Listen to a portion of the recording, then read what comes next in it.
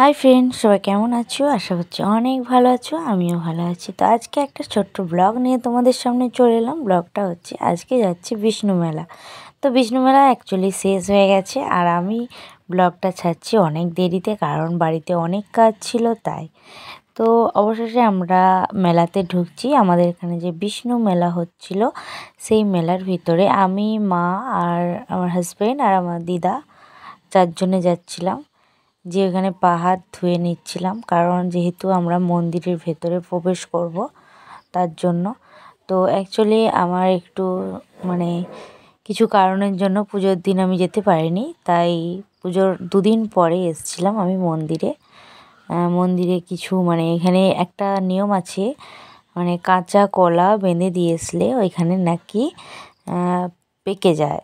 এই কথাটা যাদের কলা পেকে যায় তাদের নাকি ছেলে হয়, বাট ওইটা একটা পুরোনো দিনের রীতি চলছে। তো আমিও সেটাই করতে গিয়েছিলাম। আর এখানে এই যে বিষ্ণু মন্দিরে বিষ্ণু, আর ইনি খুবই জাগ্রত এখানের মধ্যে বিষ্ণু মন্দিরে। তো যাদের মনস্কামনা পূরণ হয় তারা এখানে পুজো দিয়ে যায়, বা প্রত্যেক বছরই এখানে সুন্দরভাবে পুজো হয়। তো আমরা সবাই আসি, খুব আনন্দও হয়। আর মন্দির ভেতরে একটু দেরি করেই আসছিলাম, কারণ তখন বেজে গেছিলো 9:30 10টার দিকে। অ্যাকচুয়ালি আমরা একটা অনুষ্ঠান আছে, যাত্রা, তো ভালো যাত্রা, তার জন্যে আসছিলাম দেখতে। তাই মন্দিরটা পুরো বন্ধ করবে এরকম টাইমেই আমরা এসেছিলাম। তো আমার তো মন্দির প্রণাম করা এবং কলা বাঁধা সবই হয়ে গেছে। তো বরমশাইও পঞ্চামৃত খেয়ে নিচ্ছিল প্রণাম করে। তো এই যে বিষ্ণু ঠাকুরগুলো দেখছো, এগুলো অ্যাকচুয়ালি যাদের মনের মনস্কামনা পূরণ হয়, যাদের ছেলে হয়, তারা এখানে এই বিষ্ণু ঠাকুরগুলোকে দিয়ে যায়। তো এখানে অনেক বিষ্ণু ঠাকুর, এখানে বলতে গেলে 1000-এরও বেশি আছে বিষ্ণু। তো যেদিন পুজো হয় সেদিন দেখার মতো হয়, সেদিন আমি তোমাদেরকে দেখাতে পারলাম না। সেদিন সবাই মাথায় করে নিয়ে এসে পুজো হয়। এই যে বর ডাকছে তাড়াতাড়ি আসতে, কারণ এখানে যাত্রা শুরু হয়ে গেছে। আর আমার বর এমনিতে একটু যাত্রার ভক্ত, যেখানে ভালো যাত্রা হয় উনি এখানেই চলে যায়, বাট আমি যদি যাব না বলি আমাকেও নিয়ে যায়। তো এই যে প্যান্ডেলের ভেতরটা, এটা অ্যাকচুয়ালি রাম মন্দির করা হয়েছে।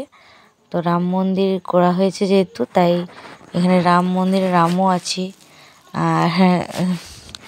আর রামের যে হনুমান সবাই আছে, বজরংবলী। তো এখানে শিবও আছে। তো সব রকম ঠাকুর দিয়ে মন্দিরটাকে সাজিয়েছে, বাট এটা রাম মন্দিরের স্টাইলে করেছে। খুবই সুন্দর স্টাইলটা হয়েছে, আর প্যান্ডেলটা অনেক টাকাও নিয়েছে। তো আমি এবারে এখানটা যেহেতু বৃষ্টি হয়েছিল আগের দিন, তার জন্য একটু কাদো কাদা আছে। আর মেলার চারপাশটায় প্রচণ্ড লোক মেলা দেখতে এসেছে, আর যাত্রাও দেখতে এসেছে। আর আমরা সবাই মিলে এই জন্য যাত্রাই দেখতে এসেছি, দিদাই যে। আর আমরা সবাই এসেছিলাম, আর খাওয়া দাওয়া করে এসেছিলাম রাত্রে, তাই আর আমরা মেলাতে কিছুই খেলাম না। আর মেলা আর কী ঘুরবো, সবসময় তো মেলাতে ঘুরি, তাই না? তো হচ্ছে আমাদের সেই মন্দির, যেটা রাম মন্দির করেছে তারাই। আর সব সময় মেলাতে কী বলতো, সব রকমের জিনিস থাকেই। আর আমি তো প্রায় সময় গেলেই মেলাতে যাই, আর যেগুলো এখন মেলাতে থাকে সেগুলো এখন পাশের দোকান থেকেও আমরা পেয়ে যেতে পারি। তাই জন্য আর মেলা ঘুরলাম না।